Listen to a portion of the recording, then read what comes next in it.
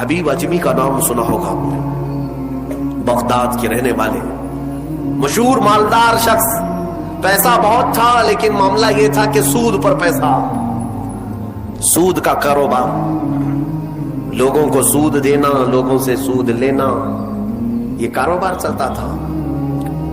مسلمانوں اگر اپنے معاشرے میں سود کی بلا ہے تو فوراً توبہ کر لو۔ میرے آقا صلی اللہ علیہ وسلم کا فرمان عالی شان ہے، جس نے سود کا ایک لقمہ کھایا وہ گناہ اتنا بڑا ہے کہ جیسے کہ کعبے کے سامنے اس نے اپنی ماں سے زنا کیا۔ یہ بہت خطرناک چیز ہے، لوگ اس کو آج ہلکے میں لیتے ہیں۔ پیسہ ڈبل کرنے والا سسٹم مسلمانوں کو بہت جلدی پسند آتا ہے، کوئی بھی آ جائے کمپنی، چیٹ فنڈ کمپنیاں صرف مسلمانوں کے محلے میں ہی کامیاب ہوتی ہیں، باقی جگہ نہیں۔ لاکھ روپے دو اور تم گھر میں نواب صاحب بیٹھے رہو، ہر مہینہ 10-10 ہزار آتا رہے، یہ پتہ ہی نہیں کہ کس طرح سے آتا ہے۔ تمہارے گھر میں آنے والا ایک لقمہ بھی تمہاری تحقیق کے بغیر نہیں آنا چاہیے، تم مسلمان ہو۔ ایک سکہ بھی تمہارے گھر میں بغیر تحقیق کا نہیں آنا چاہیے۔ اگر مشکوک، یعنی جس میں شک ہے، حرام کی بات نہیں کر رہا ہوں، حرام تو بڑی بات ہے، جس مال میں شک ہے اس مشکوک مال کا بھی ایک لقمہ کھا لیا تو اولاد بگڑ جاتی ہے۔ بزرگوں نے فرمایا اولاد بدتمیز پیدا ہوگی، بد اخلاق ہو جائے گی، کردار سے عاری ہو جائے گی، اس کا خیال رکھو۔ تو میں عرض یہ کر رہا تھا کہ حبیب اعجمی سود کا کاروبار کرتے رہے۔ ایک دن ایسا ہوا کہ اپنی بیوی سے گوشت لا کر دیا اور کہا کہ پکاؤ۔ بیوی نے کہا لکڑیاں نہیں ہیں، کہا کہ میں فلاں کے اوپر میرا سود آتا ہے، سود میں وہ لکڑیاں لے آؤں گا، سود میں لکڑیاں بھی، گھر کا آٹا بھی سود میں لا کر کے دیے۔ بیوی نیک تھی، سمجھاتی رہی۔ اس دن دعا کرتی ہے مولا میرے شوہر، میرے سرتاج، میرے رفیق حیات کو ہدایت دے دے۔ جب چولہے پر یہ ہانڈی رکھی گئی، کھانا پک گیا، یعنی سالن پکا تو اس نے اتارا، حبیب اجمی دسترخوان پر تھا، ہانڈی کھولی گئی تو اس میں پکتا ہوا خون تھا، خون کے علاوہ کچھ نہیں۔ حبیب اعجمی نے پوچھا یہ کیا ہے؟ بیوی نے کہا جب لوگوں کا مال سود میں لا کر کے دو گے تو اللہ تعالیٰ تمہیں دنیا میں ہی خون کھلا رہا ہے، آخرت میں کیا عذاب ہوگا۔ بات اثر کر گئی، بات اثر کر گئی دل پر، اور ڈر بھی گئے کہ اپنی آنکھوں سے دیکھا کہ پکتا ہوا گوشت خون بن چکا ہے۔ فوراً پورے جسم میں کپ کپی تاری ہو گئی، توبہ کیا، کھڑے ہو گئے۔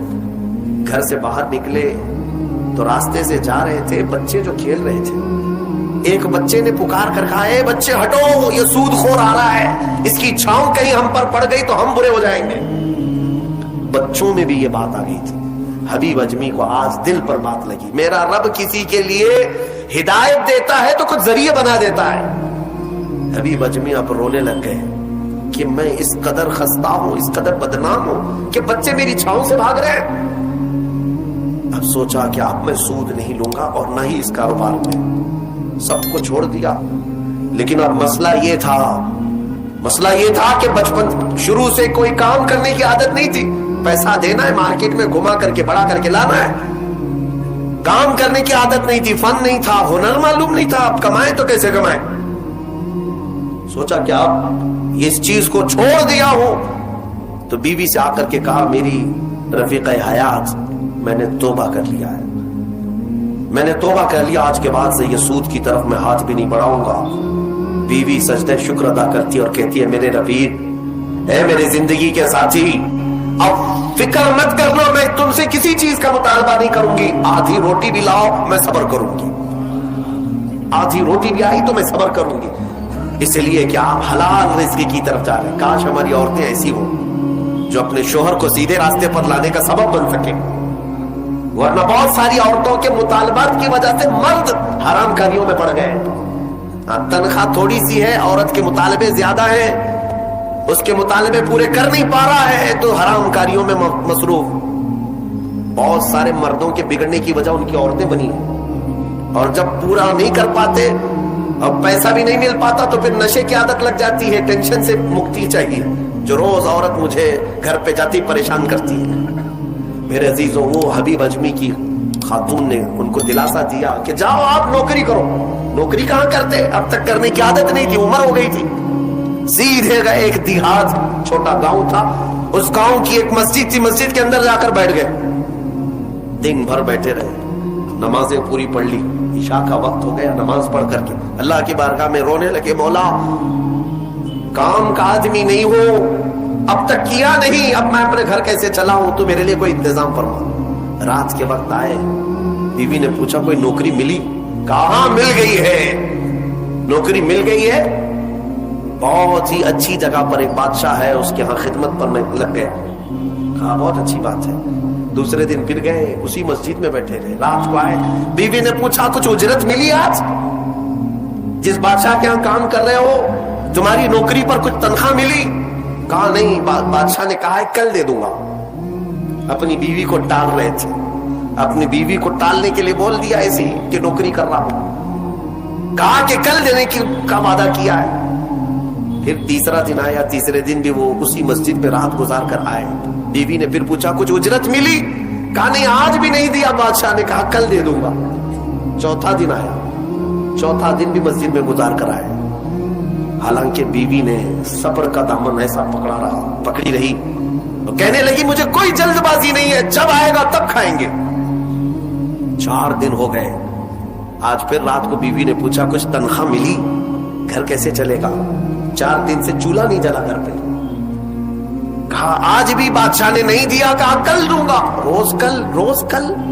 5 दिन गुजर गए, उसके बाद वो 5वें दिन ऐसी उनकी कैफियत थी कि अब रात जब बहुत ज्यादा हो गई तो घर की तरफ पलट रहे थे, पांव बोझल हो गए। फिर बीवी पूछेगी आज तनख्वाह मिली? रोज झूठ बोल रहा हूं, रोज झूठ बोल रहा हूं, मुझे कौन तनख्वाह देगा? आज क्या बोलूं अपनी बीवी को, अपनी शरीक हयात को। जब वो वापस पलटे तो आज रात को अपने घर के बाहर ही देखते, घर में खूब उजाला है, घर में रोशनी है। घर की तरफ आगे बढ़ते बढ़ते आए, मेरी बीवी सोई नहीं, इंतजार में होगी, पूछेगी क्या उजरत मिली, तनख्वाह मिली। लेकिन जैसे ही घर के अंदर गए, बड़ा सा दस्तरखान बिछा है, हर किस्म के खाने लगे हुए हैं। हैरत में आ गए, 5 दिन के कमाने का कोई जरिया नहीं, मेरी बीवी के पास भी इतना माल नहीं है, कहां से आया दस्तरखान? बीवी को